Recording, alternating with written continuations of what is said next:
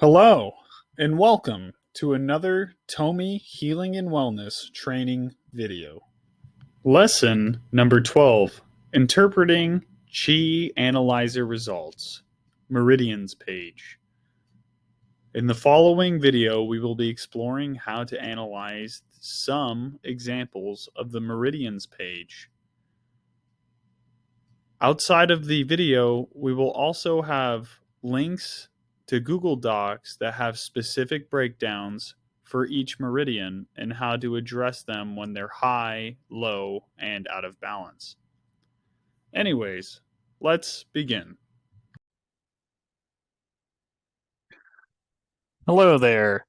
So this video is going to fall somewhere in the lesson number 10 presentation. I'm not sure just yet how I'm going to set it up, but I want to at least go over some things. So in this part of the presentation, we're going to be talking about the meridian pages.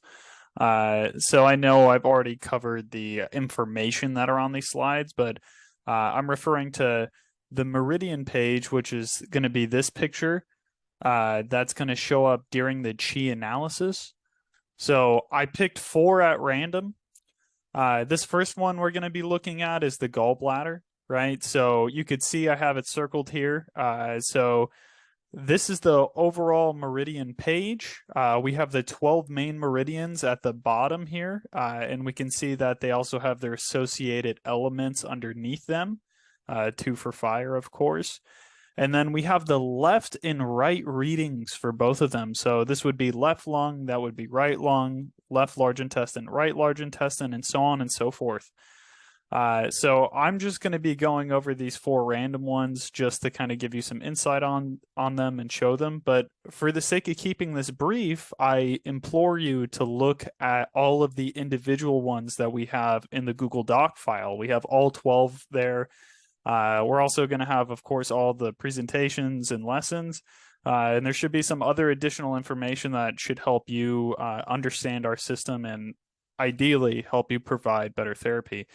So on this first gallbladder page, I'm going to give you some insight that you can't see in any of the written information. So right here, we have an average of 18. So how we get this number is through the average of all of the scans. So ideally, the space between these is going to be pretty high. Typically, the space between the bottom, like the second standard deviation on the bottom and top, ideally is going to be around 25 points for most people. But when we're dealing with people who have low chi, it's going to be less than that. And sometimes it's going to be as small as 9 points. And so this is why low chi can drastically affect how things look, because if you're doing a scan and somebody has like they seemingly have some like pretty regular scans in the upper body, but then there's just absolutely nothing going on, it's like a struggle to get the readings for the lower body, then it's going to make their upper body meridians look off of the chart. And of course, this is helpful, and they might actually have more chi in their upper body, but also it's just going to affect the way that the graphs look. It's going to make everything look crazier than it probably really is.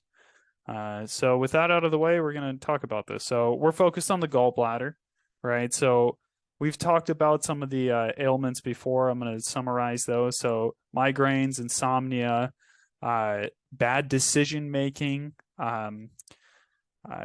like knee problems, like knee swelling, stuff like that. But what we're actually looking at right here is a left and right imbalance. And so what we mean by that is the left side, as you could see, is in the weak. It's 2 standard deviations below the average.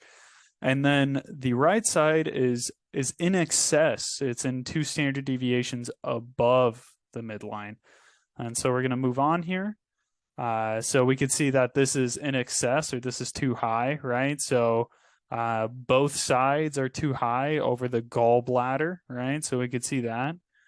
And then this is too low, right? And so I'm just going to cover some of the other ones. The good part is all of the abbreviations. I mean, they're pretty straightforward for English-speaking therapists. But if you're having problems with any of them, you're able to look back at all of the other examples that we have. So I'm going to move on here. So this is going to be for the kidney, right? So of course, there's the look at the kidney. Here's some of the information we've already covered before. And so this is imbalanced. So we could see Ki, right? Kidney, water element. And we could see left side is high and right side is low. And we could also see that the spread for this person, they would have low chi, right? There's only a difference of 11. And once again, it would make things that look probably regular look really high. But in reality, it might not be they might not have actually off of the chart chi for that. And also, what's really important to note is if they have high chi, a lot of this stuff is going to look green, but in reality, they have a bunch of high readings. So this is all stuff we want to keep in mind. We take a look here, so we can see that both of these are in excess. Once again, kidney, left and right are over the top line, and we could see, whoa, this person's got, it's pretty normal. It's not crazy high chi. It's a 23-point difference, not bad. We'll take a look here, and low chi once again, and we can see, okay, yeah, they are deficient here. And we're going to move on. So that's 2 lower body meridians covered. And now we're going to look at 2 upper body meridians. Here's triple burner. This is extremely important if the person has high chi. We always want to work on it if somebody's in an inflammation stage. And we could take a look. Of course, we got the information. And here we are. So we could see this is out of balance. Maybe this isn't the best representation because the right is in balance, technically, because the right side is in green. However, we could see that the left side's low. Also, I realized that this is over the pericardium meridian. This is not the correct picture. Let's take a look at the other one. Okay, there we go.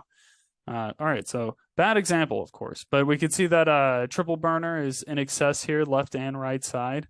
Of course, SJ for Sanjiao. That is the Chinese name for the triple burner. Some people might call it the triple warmer or triple heater. All of those are valid names. And we take a look over here, and we can see that both of them are low once again. SJ, we got left and right low. And we're going to look at one of the most important, if not the most important meridian of them all right here, and that is the heart, because it deals with nearly everything that people care about, especially sleep. So when we see this, when we see it's out of balance, honestly, it's a pretty safe bet that they're having bad sleep, even before we get to the Zongfu or excess deficiency page. It's got different names depending on the system that we have with you. Of course, if it's in Chinese, it would be Zongfu. But we can see that the heart is underlined here and that the left side is low, the right side is high.